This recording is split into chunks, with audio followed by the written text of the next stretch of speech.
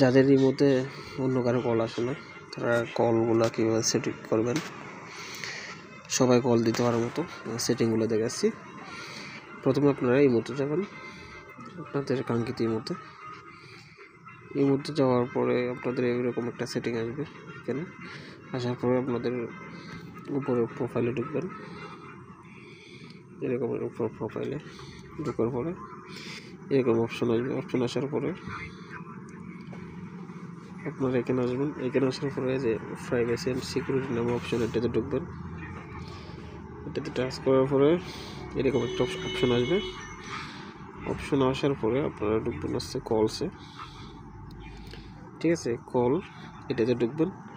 এটাতে ঢোকার পরে এখানে আপনাদের এরকম একটা স্পেস আসবে।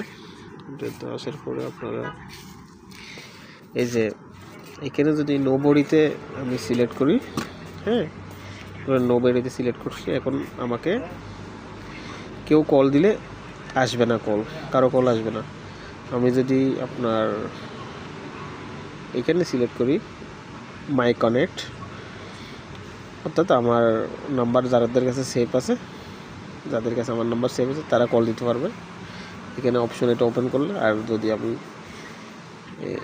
এই অপশনটা যদি অন করে দেই তাহলে আমাকে যে কেউ আমার নাম্বার সেভ করে কল দিতে পারবে, ঠিক আছে? এটা হচ্ছে আপনাদের আপাতত সেটিং।